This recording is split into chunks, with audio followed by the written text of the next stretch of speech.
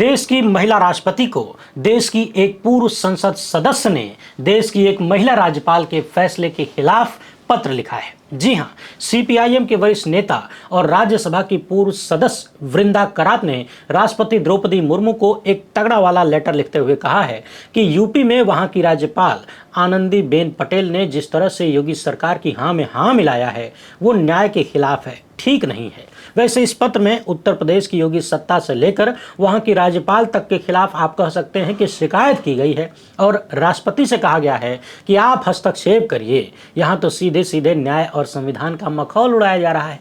क्या कुछ है इस पत्र में, किस बारे में है, पूरी कहानी एकदम आसान भाषा में चर्चा करेंगे। उधर प्रधानमंत्री मोदी के माय फ्रेंड डोनाल्ड ने जो टैरिफ लगाया था उस टैरिफ ने अपना काम कर दिया है, यानी भारत का बम्पर नुकसान सामने आ रहा है। आपका नुकसान, वो भी आंकड़ों के साथ। क्या है वो नुकसान, कितना है, उसे भी देखेंगे। साथ ही बात करेंगे पर्यावरण कार्यकर्ता और साइंटिस्ट सोनम वांगचुक की। एक तरफ मोदी सत्ता इन्हें देश के लिए हानिकारक बताते हुए जेल में रखी हुई है, दूसरी तरफ संसद की समिति वांगचुक के शिक्षण संस्थान की वाहवाही करते हुए नहीं थक रही है। ठीक वही मामला है जैसे जेएनयू के बारे में किया गया था। इसके साथ ही बात करेंगे बिहार की। यहाँ बुलडोजर पर सवार होकर रामराज्य आ गया है और जनता के बीच त्राहिमाम शुरू हो गया है। सारे ही मामले आपसे जुड़े हुए हैं और देश के भविष्य के लिए जरूरी है, इसलिए आखिर तक देखिएगा। पहली बार है तो चैनल को सब्सक्राइब करके घंटी बजा दीजिए टन से।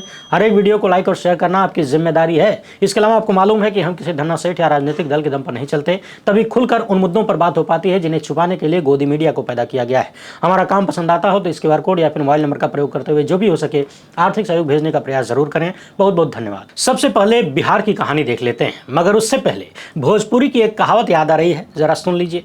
हमारे यहाँ कहा जाता है कि जहाँ गईली डाढ़ो रानी वहाँ पड़ल पाथर पानी, यानी बर्बादी का प्रतीक एक शख्सियत है जो जहां जहां भी पहुंचता है वहां बर्बादी यानी तबाही आ जाती है। आप कहेंगे कि इसका बिहार से क्या कनेक्शन है जी, तो समझिए। वैसे तो बिहार में पहले भी भाजपा की ही सरकार थी नीतीश कुमार के साथ, मगर अब तक नीतीश कुमार कुछ काम के थे, अब लग रहा है कि खाली नामे के बचे हुए हैं। गृह मंत्रालय भी भाजपा के पास आ गया है। सीधे शब्दों में कहें तो महाराष्ट्र की तरह बिहार में भी भाजपा की पूर्ण बहुमत की सरकार है और इसकी गवाही विधायकों की संख्या देती है और इस पूर्ण बहुमत की भाजपाई सरकार का असर भी दिखने लगा है। अभी कल ही हमने दिखाया था कि कैसे बहुत सारे लोगों को जो 10-10 हजार रुपया दिया गया था, कहा गया कि पुरुषों को भी मिल गया है, उनसे वापस लेने का नोटिस दिया गया है। अब लोग पूछ रहे हैं कि जिन लोगों ने पैसा लेके वोटवा दे दिया उनका वोटो भी वापस करेगी क्या भाजपा। इसी बीच मनरेगा को खत्म करने का प्लान भी आ गया और सरकार ऐसी प्लानिंग लेकर आई है जो कथित रूप से मजदूरों को गुलाम बना सकती है। यानी अब तक उनके पास काम का अधिकार था, अब अधिकार की जगह सरकारी दया होगी, भीख मंगाई होगी। मनरेगा में क्या था और नई योजना में क्या होगा, इस पर हमने इस वीडियो में एकदम आसान भाषा में बहुत ही तगड़े से समझाया है।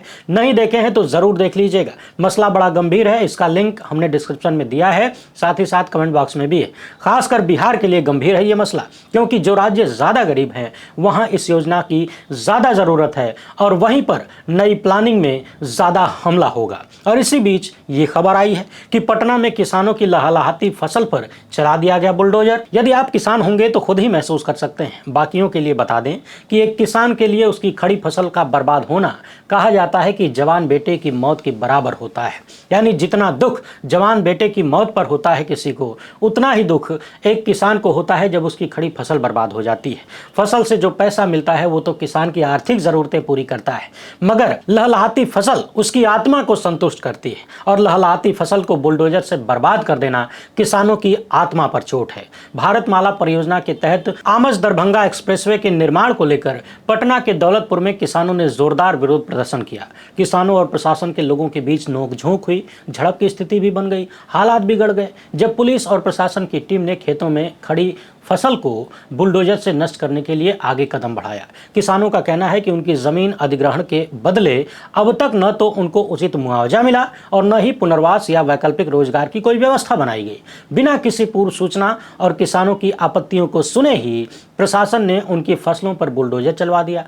किसानों की सालों की मेहनत पल भर में मिट्टी में मिला दी गई और देखते ही देखते किसानों की आत्मा पर वार हो गया। इन किसान परिवारों का कहना है कि खेती ही हमारी आजीविका का साधन है। अगर हमें मुआवजा नहीं मिलेगा तो हमारे परिवार, हमारे बच्चों का भरण पोषण कैसे होगा, उनका पेट कौन पालेगा, हम क्या करेंगे, क्या खाएंगे। भूमि अधिग्रहण कानून के तहत जो प्रावधान है उन्हें लागू करते हुए हमें मुआवजा दिया जाए ताकि हम भी अपना जीवन चला सकें। अब किसानों का कहना है कि यदि हमारा सही मुआवजा और फसलों का नुकसान की भरपाई तथा पुनर्वास की ठोस व्यवस्था नहीं की गई तो हम सड़क पर उतर के व्यापक आंदोलन करेंगे। यानी सोचिए, कानून है और उसका पालन किए बिना ही, किसानों को मुआवजा दिए बिना ही कथित रूप से जबरदस्ती उनकी जमीनों पर बुलडोजर चलाया जा रहा है और कोई देखने सुनने वाला नहीं है। सवाल यह है कि जब भूमि अधिग्रहण कानून पहले से बना हुआ है तो उसको लागू किए बिना बुलडोजर चलाने की जल्दबाजी क्या है। और उससे भी बड़ा सवाल यह है कि जिस शासन प्रशासन की जिम्मेदारी है कानून को लागू करवाना, यदि उन्हें ही किसानों को बताना पड़े कि देखिए चाचा ये कानून है, इसको लागू करिए, तो फिर आप सोचिए कि सत्ता किन लोगों के हाथों में है और वो देश की जनता के बारे में क्या सोचते हैं, खासकर उनकी नज़र में किसानों की हैसियत क्या है। ध्यान देने वाली बात यह है कि जब भी किसी दलित समाज, आदिवासी समाज, पिछड़े समाज का कोई व्यक्ति या अल्पसंख्यक समुदाय का कोई व्यक्ति किसी बड़े पद पर पहुंचता है तो उस समाज को बड़ी उम्मीदें होती हैं। उन्हें लगता है कि कोई अपना बड़े पद पर पहुंचा है जो उनके दुखों को जानता है, पहचानता है, तो वो कोई बदलाव लाने का प्रयास करेगा। मगर अमृत काल में ये बातें पूरी तरह से बेमानी हो चुकी हैं और पिछले कुछ ही सालों में राष्ट्रपति पद पर बैठे हुए लोगों ने खासकर कुछ ज्यादा ही निराश किया है। पहले दलित समुदाय से एक राष्ट्रपति भाजपा सरकार ने बनाया तो उनसे भी काफी उम्मीदें थी। फिर आदिवासी समुदाय से एक महिला राष्ट्रपति बनी तो महिलाओं और आदिवासी समाज को भी बड़ी उम्मीद थी। मगर धीरे धीरे पता चला कि कुर्सी मिलने के बाद दलितों, आदिवासियों, महिलाओं का दर्द, उनकी समस्याएं ऑफिस के बाहर ही छूट जाती हैं। बहरहाल हाल ही में हमने आपको दिखाया था कि किस तरीके से साल 2015 में मोहम्मद अखलाक की भीड़ द्वारा पीट पीट कर हत्या कर दी गई थी।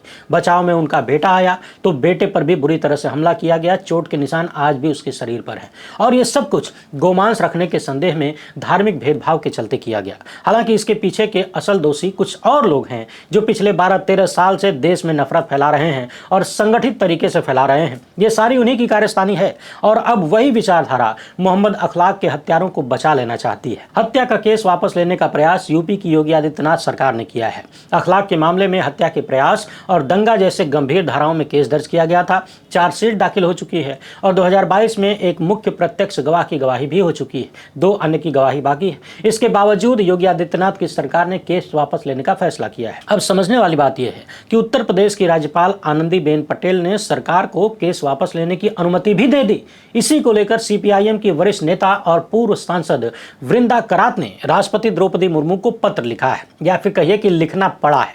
पत्र में इन्होंने राष्ट्रपति से कहा कि यदि सरकार हत्या या हत्या के प्रयास और मॉब लिंचिंग के मामले को वापस लेने के लिए इस तरह का राजनीतिक रूप से प्रेरित कदम उठाएगी, यानी पॉलिटिकल स्टेप लेगी, तो क्या राज्यपाल को सरकार को ऐसे कदम के खिलाफ सलाह नहीं देनी चाहिए।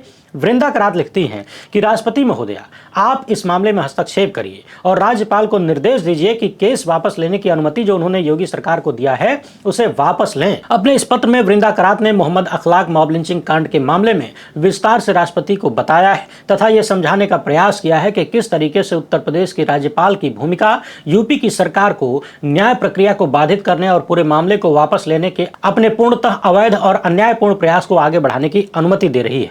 यानी यूपी की सरकार तो पूरी तरह से अवैध और अन्यायपूर्ण कार्य कर ही रही है, उसकी अनुमति वहां की राज्यपाल दे रही हैं, वो भी लिखित रूप से, जबकि मुख्य गवाह पहले ही गवाही दे चुका है। राज्यपाल की अनुमति मिलने के बाद यूपी की सरकार ने ग्रेटर नोएडा जिला न्यायालय में मामला वापस लेने के लिए हलफनामा दायर किया है। राष्ट्रपति जी, मुझे खेद है कि मुझे इस मामले पर आपको लिखना पड़ रहा है, लेकिन चूंकि आप ही ने राज्यपाल की नियुक्ति किया है और राज्यपाल आपके प्रति जवाबदेह है, इसलिए न्याय के हित में आपको तथ्यों से अवगत कराना और आपके तत्काल हस्तक्षेप का अनुरोध करना मुझे उचित लगा है। इस घटना के बारे में पूरी कहानी लिखते हुए राष्ट्रपति को बताया गया है कि मामला अदालत में भी चल रहा है, 2 गवाहों के बयान बाकी हैं और ऐसे समय में उत्तर प्रदेश की सरकार ने पूरी तरह से निराधार आधारों पर मामले को वापस लेने का फैसला किया है। जैसे कि यूपी सरकार का कहना है कि लाठियों का इस्तेमाल किया गया, बंदूकों का नहीं। पीड़ित से कोई व्यक्तिगत दुश्मनी नहीं थी। केस चलता रहेगा तो सांप्रदायिक सद्भाव बिगड़ेगा। वृंदा करात लिखती हैं कि पहले तो अभियोजन पक्ष ने गवाहों को पेश होने के लिए नोटिस न देकर मामले में देरी की और आज इसी देरी को मामला वापस लेने का आधार बनाया जा रहा है। इस लाइन को जरा ध्यान से सुनिएगा। अमृतकाल में यही जुगाड़ हर जगह लगाया जाता है। जैसे पहले जानबूझकर सार्वजनिक यानी सरकारी कंपनियों को बर्बाद करो, BSNL को ही याद कर लीजिए। फिर कहो कि ये तो घाटे में चल रही है जी, सर्विस बढ़िया नहीं दे रही है, इसको बेच देते हैं। खरीदने के लिए सेठ तो बैठे ही हैं, औने पौने दामों पर सेठों को बेच दिया जाएगा। कुछ वैसा ही केस यहाँ भी है। आरोप लगाया जा रहा है कि पहले तो यूपी की सरकार की तरफ से जानबूझकर देरी करवाई गई और अब उसी देरी को आधार बना करके केस ही वापस लेने की बात कही जा रही है। वृंदा करात लिखती हैं कि इसका मकसद न्याय दिलाना नहीं बल्कि पूरी न्यायिक प्रक्रिया को ही भ्रष्ट करना है। ये सब कुछ दंड प्रक्रिया की धारा 321 का घोर दुरुपयोग है। सवाल यह है कि अगर सरकार हत्या या हत्या के प्रयास और भीड़ द्वारा पीट पीट कर मार दिए जाने के मामले को वापस लेने के लिए इस तरह से राजनीतिक रूप से प्रेरित कदम उठा रही है, तो क्या राज्यपाल को इस मामले में सरकार को सलाह नहीं देनी चाहिए? उल्टे उनका साथ दिया जा रहा है। क्या संविधान और कानून के शासन को बनाए रखना राज्यपाल का कर्तव्य नहीं है? अगर ऐसा मामला वापस ले लिया जाता है तो फिर न्याय की प्रक्रिया में क्या बचा रह जाएगा? क्या ये बात भीड़ द्वारा पीट पीट कर हत्या करने के मामले में सभी मामले में लागू नहीं हो जाएगी? क्या हर जगह नहीं कह दिया जाएगा कि लाठी का इस्तेमाल हुआ है, बंदूक का नहीं हुआ है, कोई दुश्मनी नहीं थी और सद्भाव बनाए रखने के लिए मामला वापस लेना जरूरी है? वैसे यहां समझने वाली बात यह भी है कि हाल ही में बहराइच मामले में एक मुस्लिम युवक को मृत्युदंड और 11 लोगों को उम्र कैद की सजा सुनाई गई है। यानी वहां आरोपी मुसलमान थे, तो फिर यूपी सरकार को उस केस को भी वापस लेने का प्रयास करना चाहिए था, जबकि वहां 13-14 महीने में ही फैसला हो गया और यहां अखलाक के मामले में 10 साल से अभी भी गवाही पूरी नहीं हुई। यानी जहां मुसलमान आरोपी हैं वहां केस वापस लेके सद्भाव बढ़ाने की जरूरत है, यूपी सरकार को दिखती है। लेकिन जहां आरोपी अपनी विचारधारा के लोग हैं, जहां मरने वाला मुसलमान है, वहां इन्हें लगता है कि केस वापस ले लो क्योंकि अपनों को बचाना है, तो सामाजिक सद्भाव आएगा। और सद्भाव की बात वो लोग करते हैं जो हर बार माइक मिलते ही समाज में जहर घोलने के लिए उलझुल भाषण देते हैं। वृंदा करात लिखती हैं आगे कि इन बेहद चिंताजनक सवालों की वजह से मुझे आपको पत्र लिखना पड़ा है। उम्मीद है आप हस्तक्षेप करेंगी और राज्यपाल से कहेंगी कि यूपी सरकार को दी गई केस को वापस लेने की अनुमति वापस लीजिए। वैसे बहराइच मामले में हमने इस वीडियो में विस्तार से बात किया है। वृंदा करात आगे लिखती हैं कि इन बेहद चिंताजनक सवालों की वजह से मुझे आपको पत्र लिखना पड़ा है। उम्मीद है आप हस्तक्षेप करेंगी राष्ट्रपति जी और राज्यपाल से कहेंगे कि यूपी सरकार को जो केस वापस लेने की अनुमति दी गई है उसे वापस ले लें।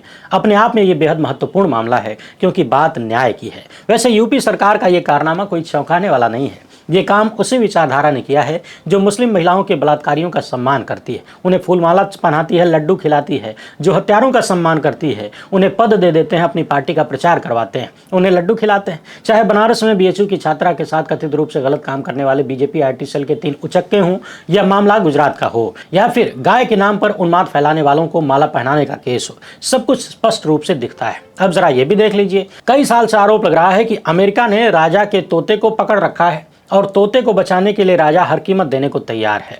हाल ही में अमेरिका ने भारत पर 50% का टैरिफ लगा दिया, अतिरिक्त टैरिफ। और चिंता की बात यह है कि इतना बड़ा झटका मिलने के बाद भी तमाम भाजपाई नेता और गोदी मीडिया वाले इसे अवसर बता रहे थे कि अब भारत के लिए नया मौका आया है। मगर ये रिपोर्ट देखिए, अमेरिका को होने वाले भारत के निर्यात में इस साल भयंकर गिरावट दर्ज की गई है और इसमें सबसे ज़्यादा प्रभावित हुआ रत्न आभूषण वाला सेक्टर। जी हाँ, सितंबर के बाद रत्न और आभूषणों का निर्यात 70% तक गिर गया। कितना? 70%।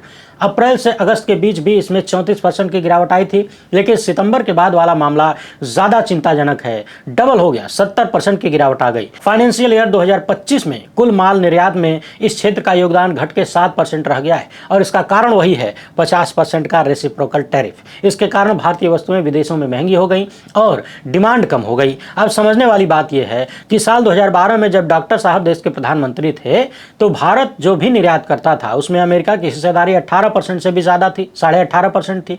और अभी हम जो कुल निर्यात कर रहे हैं उसमें अमेरिका को केवल 11.5% कर रहे हैं, यानी 7% की स्पष्ट गिरावट अमृतकाल में आ गई है। वैसे देखने वाली बात यह भी है कि रेसिप्रोकल टैरिफ को छोड़कर टैरिफ लगने से पहले और टैरिफ के बाद दोनों समय में निर्यात में गिरावट आई है। सितंबर के बाद कृषि और इससे संबंधित उत्पाद के निर्यात में भी 32.4% की गिरावट आई। साथ ही साथ जो इंजीनियरिंग का सामान है, जो कि सबसे बड़ा क्षेत्र है निर्यात में अमेरिका के लिए, वहां भी गिरावट आई है। वैसे तो ये खबर अपने आप में चिंताजनक है, भारत के बाजार, भारत के उत्पादकों, मजदूरों और मिल फैक्ट्री चलाने वाले सभी लोगों के लिए। लेकिन आप लोग टेंशन मत लीजिए, गोदी मीडिया वाले इसमें भी कुछ ना कुछ अच्छा ढूंढ के निकालिए देंगे। वो नहीं निकाल पाएंगे तो मनोज तिवारी निकाल देंगे, कह देंगे कि जैसे डॉलर के महंगा होने से हमें फर्क नहीं पड़ता, हम जेब में रुपया लेकर चलते हैं, डॉलर महंगा हो चाहे सस्ता हमें क्या मतलब है। वैसे ही इसमें भी कुछ तर्क निकाल लेंगे, माफ करिएगा कुतर्क। आपसे कहा जाएगा कि बजाइए ताली, और हम लोग तो ताली बजाने की आदी हो चुके हैं और उससे भी बुरी आदत हमें पड़ चुकी है भूल जाने की। क्या आपको याद है सोनम वांगचुक कितने दिनों से जेल में है, यानी कैद में है? याद हो तो कमेंट बॉक्स में लिखिएगा, वरना गूगल या के लिख दीजिएगा, इसी बहाने याद तो आए। फिलहाल मसला ये है कि जब इन्हें गिरफ्तार किया गया था तब सोनम वांगचुक के संस्थान जो कि लद्दाख में है, जिसे हायाल कहा जाता है, जिसका पूरा नाम है हिमालयन इंस्टीट्यूट ऑफ अल्टरनेटिव्स, इसके बारे में भी ढेर सारे विवाद पैदा किए गए, झूठी खबरें फैलाई गई, बदनाम करने की कोशिश हुई। और अब संसद की राज्यसभा की शिक्षा संबंधित अस्थायी समिति ने यूजीसी से कहा है कि लद्दाख में सोनम वांगचुक का जो संस्थान है उसको मान्यता देने पर विचार करिए। संसद की समिति ने कहा है कि इस संस्थान में पढ़ाई, शोध और उद्यमिता का मजबूत ढांचा है। शिक्षा स्थानीय संस्कृति, समाज और पर्यावरण से जुड़ी हुई है। यहाँ अनुभवात्मक यानी हाथों हाथ सीखने वाली चीजें बताई जाती और प्रोजेक्ट आधारित शिक्षा दी जाती है। स्थानीय समुदाय पर इसका गहरा और सकारात्मक असर पड़ा है। आइस स्तूप जैसे प्रयोगों से इसे अंतर्राष्ट्रीय पहचान भी मिली है। यानी अपनी रिपोर्ट में संसदीय समिति सोनम वांगचुक के संस्थान की भूरी भूरी तारीफ कर रही है, तारीफ करते हुए थक नहीं रही है। और यह भी कहा है कि यूजीसी ने कई सालों से इस संस्था को मान्यता नहीं दी, जबकि इस संस्थान ने सभी जरूरी शैक्षणिक और सामाजिक मानकों को अपने आप में खरा उतारा है। और ये चिंता की बात है कि इस संस्थान को मान्यता नहीं दी जा रही है। आपको याद होगा साल 2020 में राष्ट्रीय शिक्षा नीति लाई गई, कितना ढोल बजाया गया, और इनमें जो सपने देखे गए या दिखाए गए वो सब सोनम वांगचुक का संस्थान पूरे करने की क्षमता रखता है। मगर फिर भी सोनम वांगचुक इस सरकार से अधिकार तो मांगते हैं ना, और अधिकार मांगने वाला अमृतकाल में कैद कर लिया जाता है। इसके तमाम उदाहरण हैं। वहीं इनके साथ भी हुआ। आपको याद होगा साल 2014 के बाद जैसे ही देश में अमृतकाल लागू हुआ, देश की टॉप यूनिवर्सिटियों में से एक जवाहरलाल यूनिवर्सिटी यानी जेएनयू को खूब बदनाम किया गया। कहा गया कि वहां आतंकवादी पलते हैं, और ऐसी बातें गोदी मीडिया कर रहा था। कारण था कि वहां के नौजवान सत्ता से सवाल करते थे। मगर मजे की बात यह थी कि एक तरफ जो कथित रूप से सरकार से संबंधित लोग जेएनयू को बदनाम कर रहे थे या करवा रहे थे, दूसरी तरफ उसी जेएनयू को सरकार देश की टॉप यूनिवर्सिटीज की लिस्ट में शामिल कर रही थी। वही हाल सोनम वांगचुक के संस्थान के मामले में भी दिखता है कि ऊपर ऊपर आप किसी के बारे में लाख झूठ फैला दें, भीतर से सच को स्वीकार करना ही पड़ता है। तो आप जनता भी सच को स्वीकारिए और सच को जितना ज्यादा हो सके फैलाइए, यानी वीडियो को शेयर करिए। पहली बार है तो चैनल को सब्सक्राइब करके घंटी बजा दीजिए टन से। फिलहाल इतना ही। हमसे जुड़ने के लिए बहुत बहुत धन्यवाद। जय हिंद।